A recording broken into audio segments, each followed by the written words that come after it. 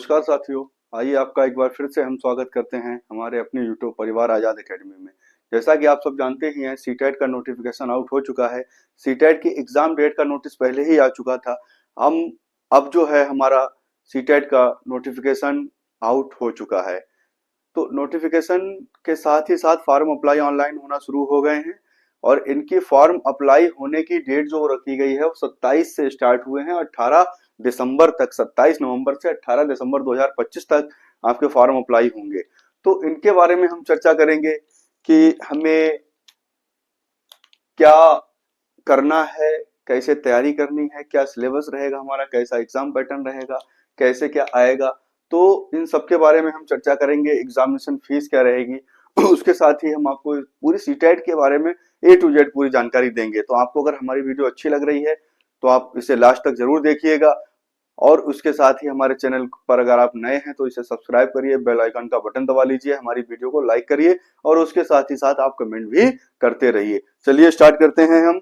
सबसे पहले आप समझ ही गए होंगे, C TET, central teachers eligibility test, ठीक है, केंद्रीय अध्यापक पात्रता परीक्षा हिंदी में, ठीक है। तो ये देखिए, सीटेट जो है एलिजिबिलिटी टेस्ट है एक। तो इसकी एलिजिबिलिटी टेस्ट की क्वालिफाइंग मार्क्स भी रखे जाते हैं और वो क्वालिफाइंग मार्क्स जो हैं वो आपको पता ही है। इसमें हमारे सीटेट में कितने रहते हैं? जनरल के लिए रहते हैं आपके 90, 150 में जनरल के रहते हैं 90 और आपका ओबीसी, एससी और एसटी इनके लिए रहते हैं आपके 82। ये क्राइटेरिया आपका है। ओबीसी इसमें नॉन क्रीमी लेयर होना जरूरी है, क्रीमी लेयर वाले को ओबीसी में काउंट नहीं किया जाता है। तो ओबीसी नॉन क्रीमी लेयर, ठीक है।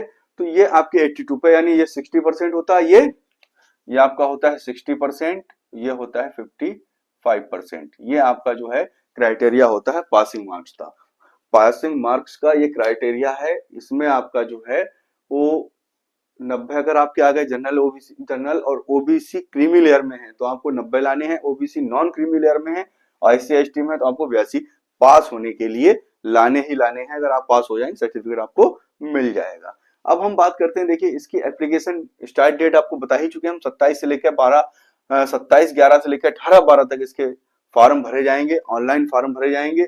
एग्जाम डेट पहले ही नोटिस इसका आ चुका है, 8 फरवरी को इसका होना ही होना है। तो लास्ट डेट इसकी एक्सटेंड नहीं होगी।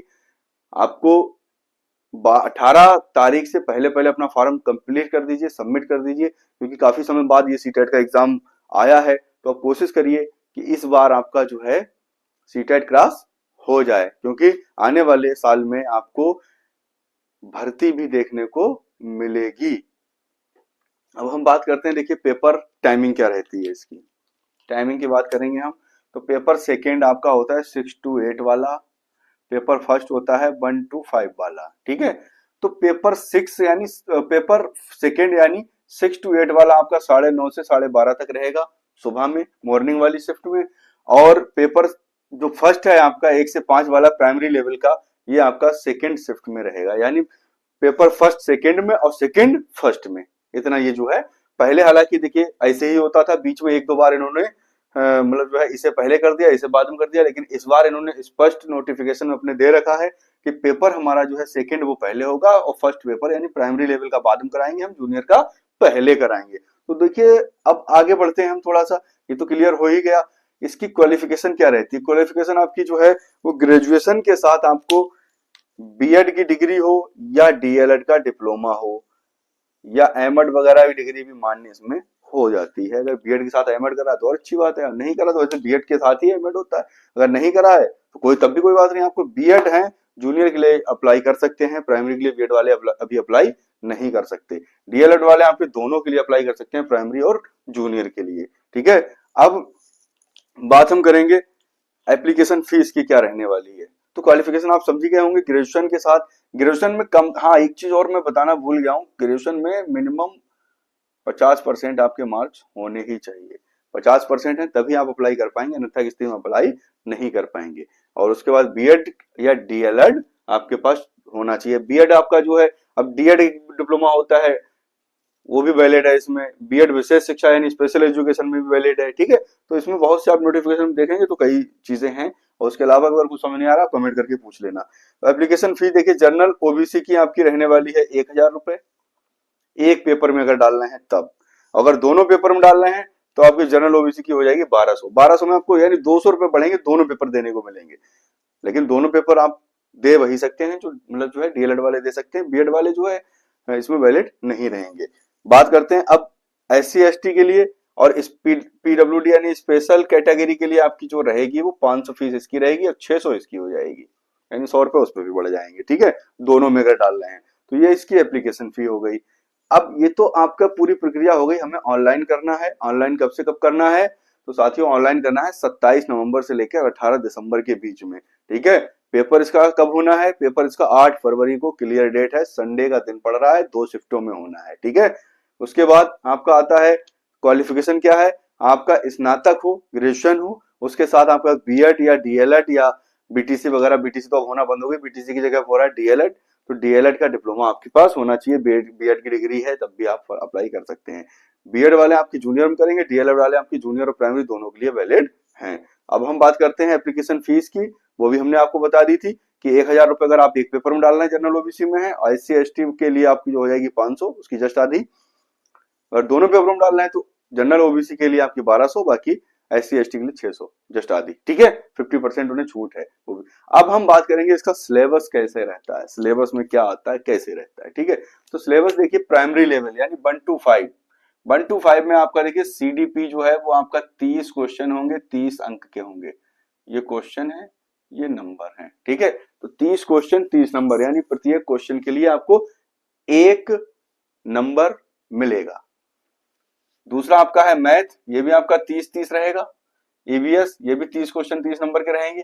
और लैंग्वेज फर्स्ट और लैंग्वेज सेकंड, ये भी आपके 30-30 क्वेश्चन रहेंगे। अब देखिए यहीं पे थोड़ी सी हम आपको बात बता दें, लैंग्वेज फर्स्ट और सेकंड में क्या है। देखिए लैंग्वेज फर्स्ट जो है वो आपकी आती है 90, यहां से देखिए 1 to 30 ये क्वेश्चन आते हैं। मैथ के आते हैं 31 से 60 तक। ईबीएस आती है आपकी 61 से 90 तक। और ये आता है लैंग्वेज फर्स्ट आपकी आती है 91 से 120 तक, और लैंग्वेज सेकंड आती है 121 से 150 तक, ठीक है।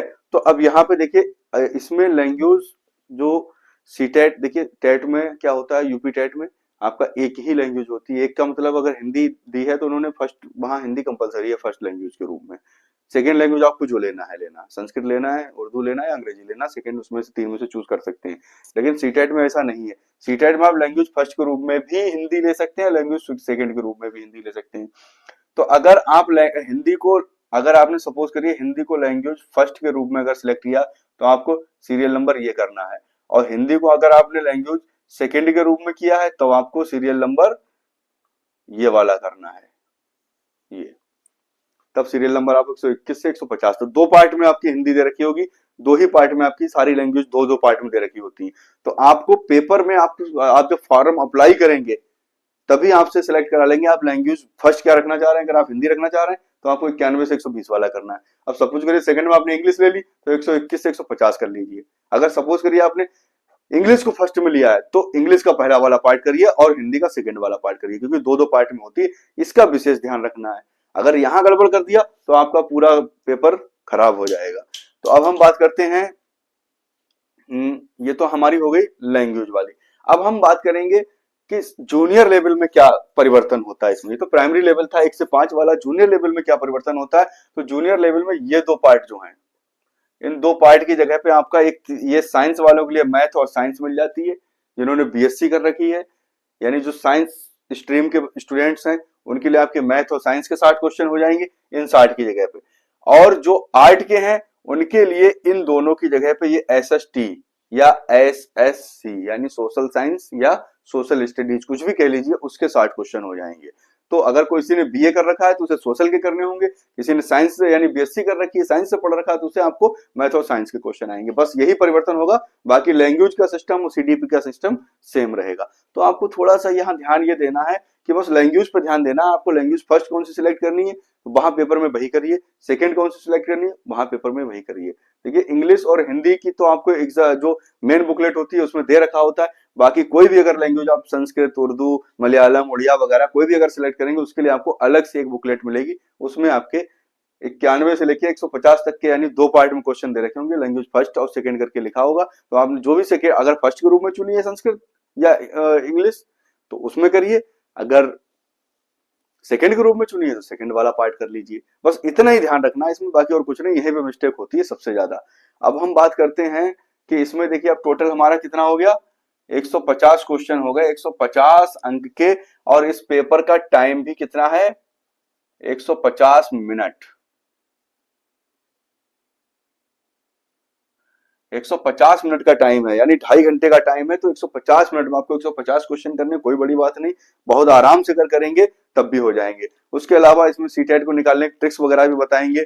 उसके अलावा एक महत्वपूर्ण और जानकारी हम दे रहे हैं आपको कि इसमें आपके देखिए 2 सब्जेक्ट हम कवर कराएंगे, एक आपकी आ गई हिंदी और दूसरी आ गई आपकी संस्कृत। ठीक है, इन दोनों भाषाओं को बहुत ही, ये भाषा हम आपको कवर कराएंगे, दोनों भाषाओं को बहुत ही सरल तरीके से, बहुत ही सरल मेथड से हम आपको बताएंगे, और बताएंगे कि हाँ कैसे आपको इन दोनों भाषाओं में 60 में लगभग, आप देखिए अब हम बहुत बड़ी बात नहीं कहेंगे कि आप 60 में 55 ला सकते हैं, 50 लाख, 60 में कम से कम आपको इनमें कवर करना पड़ेंगे 45 से 50 के बीच में। लैंग्वेज में आप अगर इतने कवर कर लेंगे तो आप आगे फिर आपके लिए 90 नंबर लाना कोई कठिन काम नहीं रह जाएगा। यानी दोनों लैंग्वेज में कम से कम 50% तो कवर कर लीजिए, यानी दोनों को 60 में से 45 इधर से आ गए, अब आपको 45 ही चाहिए तो 90 में से 45 उधर से ले आइए। अगर 60 में से 45 हजार आ गए, ठीक है, तो 90 में से 45 आपको उधर से लाना होंगे, तो कोशिश आप करिए इसमें 45 प्लस निकलने की, यानी 50 से भी आप निकल सकते हैं, ऐसा नहीं। अब देखिए क्वेश्चन इसमें कैसे आते हैं, इसमें टीचिंग मैथोलॉजी भी पूछी जाती है। जैसे हिंदी है, हिंदी के अगर 30 क्वेश्चन है तो इसमें 15 प्लस 15 कर देंगे, इस 15 में आपका व्याकरण पैराग्राफ रहेगा और ये 15 जो होंगे आपके मैथोलॉजी के होंगे। भाई संस्कृत में है, टीचिंग मैथोलॉजी पूछी ही जाएगी इसमें, 15 क्वेश्चन उससे आते हैं, 15 क्वेश्चन आपके देखिए। अब इसमें देखिए लैंग्वेज सरल ही होती है मेरे हिसाब से देखा जाए, टीचिंग मैथोलॉजी थोड़ी सी कठिन पड़ती है, वो भी आप पढ़ेंगे, कोई ऐसा नहीं कि बहुत ज्यादा दिक्कत आती है उसमें, बहुत उसमें भी आसान क्वेश्चन ही होते हैं, आपके अनुभव से जुड़े क्वेश्चन पूछते हैं सीटेट में। बाकी सीटेट की आप तैयारी कहीं से कर लीजिए, सीटेट में सिर्फ और सिर्फ आपका अनुभव काम आता है। तैयारी आप कितनी भी किताबें पढ़ लीजिए आप नहीं निकाल सकते जब तक आपके पास अनुभव का मतलब सामाजिक स्तर का, सामाजिक या पढ़ाने का अनुभव हो, समाज का अनुभव हो कि हमें कैसे रहना कैसे करना, तो वो सब चीजें आपको टीचिंग मैथोलॉजी में आपको सीखने को मिल जाती हैं। तो 15 क्वेश्चन जो आपके पैराग्राफ से आएंगे, ठीक है, तो उसमें आपका एक गद्य होगा एक पद्य होगा, उससे क्वेश्चन पूछे जाते हैं। उसके अलावा व्याकरणात्मक क्वेश्चन होते हैं इसमें, ठीक है, अब उसी गद्य पद्य से ही व्याकरणात्मक क्वेश्चन पूछ लेते हैं, कोई शब्द आ गया उसमें संधि विच्छेद पूछ लिया और कुछ पूछ लिया, बहुत ज्यादा इसमें व्याकरण से क्वेश्चन नहीं आते हैं, बल्कि पैराग्राफ से आते हैं, टीचिंग मैथोलॉजी से आते हैं। वही सिस्टम आपका इधर मैथ में भी रहता है। 15 क्वेश्चन आपके यहाँ मैथ में कैसे आएंगे, 15 क्वेश्चन आएंगे आपके टीचिंग मैथोलॉजी से, 15 क्वेश्चन आपके कैलकुलेशन वाले आएंगे। ईवीएस का भी यही सिस्टम रहता है, ऐसे एसएसटी में भी यही सिस्टम रहेगा, जिसमें 60 क्वेश्चन अगर आएंगे 30 आपके एसएसटी से आएंगे और 30 क्वेश्चन आपके टीचिंग मैथोलॉजी, यानी एसएसटी को हम कैसे पढ़ाएं कैसे, वो सब चीजें पूछी जाती हैं। तो हमने आपको बता दिया कि हिंदी और संस्कृत हम आपको कवर करेंगे, तो आपको रेगुलर क्लास हमारी देखते रहिए और आपको बहुत कुछ सीखने को मिलेगा। तो चलिए आज के लिए इतना ही, और अगर आप, फिर हम एक बार कह रहे हैं, अगर आप इसकी तैयारी करना चाहते हैं तो हमारी क्लास को आप रेगुलर देखना, हम आपको हिंदी और संस्कृत की पूरी तैयारी कराएंगे और पैराग्राफ भी हम आपको बताएंगे कैसे करने हैं, वो क्वेश्चन छांटने कैसे हैं उसमें से। दूसरी बात ट्रिक्स कैसे, अगर सपोज करिए आप, अब लेकिन ट्रिक वो हम लास्ट में बताएंगे बिल्कुल, यानी 8 फरवरी को आपका एग्जाम है तो 5 या 6 में हम एक वीडियो डालेंगे जिसमें हम आपको बताएंगे अब आपने जो भी तैयारी कर ली, अब बिल्कुल तैयारी नहीं करनी, अब आपको क्या करना है, अब आपको ट्रिक लगानी है। ट्रिक कैसे लगानी है वो हम आपको फरवरी में बिल्कुल पेपर के टाइम पे बताएंगे, अभी से बता देंगे तो आप फिर जो है तैयारी करना छोड़ देंगे। तैयारी तो करना ही करना है, लेकिन उसके बाद जब लास्ट टाइम पे आपको क्या करना है वो हम आपको बताएंगे। चलिए साथियों आज के लिए इतना ही, बहुत बहुत धन्यवाद, मिलते हैं हम नेक्स्ट वीडियो में। और जो नेक्स्ट वीडियो में मिलेंगे तो हम आपको इसका ऑनलाइन फॉर्म मोबाइल से कैसे भरना है उसके विषय में हम आपको बताएंगे और पूरी वीडियो बना के डालेंगे। हम आप अपने आप खुद कैसे फॉर्म भर सकते हैं, कैफे पे ना जाकर आपको खुद भरना है, तो हमारी अगली वीडियो देख लीजिए। आज के लिए इतना ही, और नेक्स्ट वीडियो में मिलते हैं आपसे, हम ऑनलाइन अप्लाई कैसे करना है उसके साथ।